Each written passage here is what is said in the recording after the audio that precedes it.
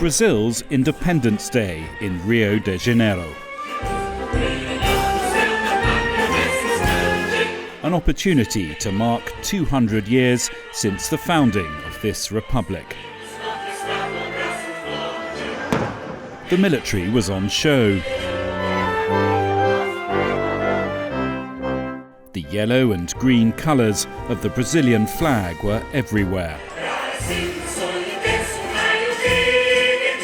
This supposedly was one big national celebration. But all was not quite what it seemed. The president, Jair Bolsonaro, had chosen this day to hold a massive rally right here on the city's iconic Copacabana beach. His supporters turned out in their thousands. Some said this amounted to a hijacking of the independence celebrations for political campaigning. But that's not how the president's supporters saw it at all.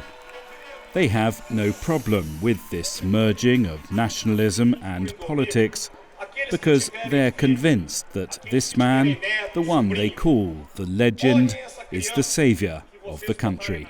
Na verdade, é isso, dele despertar. Eu acho que todos os brasileiros sempre quiseram fazer isso daqui. Só faltava uma pessoa para ir na frente. Ele é o guia que está conduzindo a gente. E a gente vai conseguir porque ele é nosso exemplo.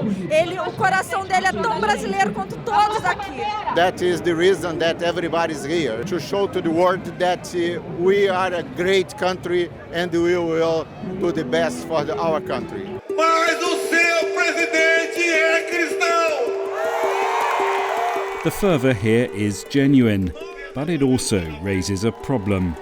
What happens if the man they see as a messiah loses this election?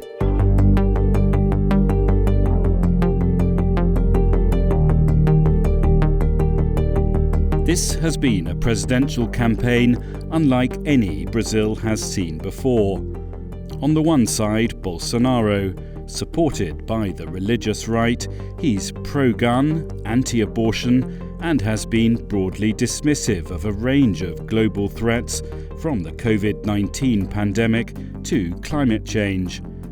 And on the other side, Luiz Inacio Lula da Silva, known in Brazil as Lula, a left-wing, twice ex-president, hugely popular when in office. He was jailed in 2018 on charges which were later annulled and he says were politically motivated. He appears on the brink of an historic comeback. In the first round of this vote, held at the beginning of October, Lula came out top. But Bolsonaro did unexpectedly well too. He was just 5 points behind Lula in that vote. The runoff, to be held on October the 30th, will be competitive. Nós vamos ganhar essas eleições. É apenas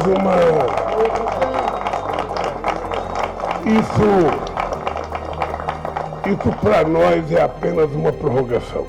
Nós temos certeza da nossa vitória pelo trabalho e pelos apoios que temos recebido. But the ballot box might not settle this.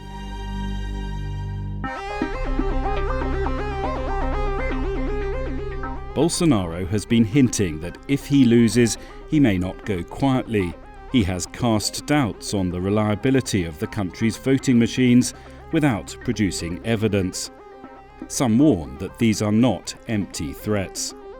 Professor Guilherme Casarões is a political scientist at the prestigious Getúlio Vargas Foundation University in São Paulo. Bolsonaro has been very ambiguous when it comes to accepting the election's results. Every time he's asked the question, rather than answering straightforwardly that he's going to accept the results even if he loses, he keeps criticizing the voting machines, the Supreme Court justices, the Electoral Court members, so he doesn't give a straightforward answer, much along the lines of what we saw in the United States back in 2020 with Donald Trump. I mean, the fact that he's not willing to accept the results unconditionally ultimately means that he might try to subvert the election's results to challenge the winning of somebody else, and that's a grave concern for democracy at this point in Brazil. 350 kilometres and a world away from Copacabana Beach is Brasilândia, a working-class community in Sao Paulo. The support for Lula is strong here. In this charity kitchen, they prepare hundreds of meals every day for people in the neighbourhood who can't afford to provide for themselves. 1 in 3 Brazilians say they've struggled recently to feed their families. Benedita works as a volunteer cook here 2 times a week. É uma das coisas que eu amo fazer. E para mim é um prazer imenso poder estar ajudando outras pessoas que precisam. E vão receber essa marmita, que vão comer uma comida boa, né, feita com muito carinho, com amor, com dedicação. Her political thoughts are quietly spoken, but keenly felt. O país tem que mudar, tem que reverter essa situação, entendeu? Pelo menos é uma pessoa que se preocupa com o pobre. E mesmo que ele não ganhe, mas a gente quer uma outra pessoa na presidência, porque não dá. Com a situação que nós estamos passando, não dá para continuar. Tem que parar, tem que mudar esse país. Cada dia que você anda aqui em São Paulo, as ruas é cheio de pessoas morando na rua e é uma coisa que quando você passa, dá uma dor tão grande no coração, você não poder fazer nada para ajudar essas pessoas. Por isso que eu vou votar no Lula, eu tenho fé nas minhas orações, eu peço muito a Deus que tire esse cara da presidência, né, para que o Brasil respire um pouco. These are some of the people that Lula promises he can help. His campaign has focused not so much on what he plans to do, but on what he did the last time he was in office. Lula está experiente, é companheiro que fez muito pelo Brasil. A experiência que o Lula tem, o respeito que o Lula tem mundialmente, eu tenho certeza absoluta que isso vai favorecer muito o nosso país. O governo Bolsonaro, eu acho que destruiu muito o país, tirou a esperança dos jovens. Lula grew up in poverty and has a formidable reputation for reducing it too. Este operário, presidente da nossa nação! His 2 presidencies in the early 2000s coincided with a commodities-driven boom in Brazil's economy. Lula used the windfall to fund a direct programme getting cash to the poor, lifting 20 million people out of poverty. A decade later, that boom has long gone, although the memories of the Lula years live on. Like many countries around the world, Brazil is struggling economically as it emerges from the ravages of the pandemic. Bolsonaro insists that people are better off here than they realise. Falar que se passa fome no Brasil é uma grande mentira. Passa-se mal. Não come bem, aí eu concordo. Agora, passar fome não. Você não vê gente mesmo pobre pelas ruas com um físico esquelético como a gente vê em alguns outros países aí pelo mundo. The Bolsonaro government has in fact borrowed some of Lula's policies. It has its own programme of cash handouts to the poor, which has been scaled up in advance of the election. 5 pessoas? 5. Andresa lives in this house, which she built herself in Brasilândia 40 years ago. Aqui é a cama. She shares the space with 3 of her teenage children and a granddaughter. She just received her monthly government subsidy, the equivalent of around $120, and spent it all on food. O açúcar, feijão, o arroz aqui, o sal, né? She says that will last around a week. Might it persuade her to vote for the president? Não mesmo. Não voto nele, né, de maneira alguma, né, porque praticamente esse dinheiro que ele está dando é nosso, né?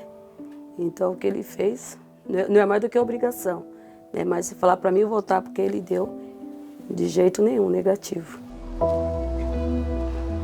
Like many people in this now deeply polarized society, she prefers not to mention the opposing side's leader by name.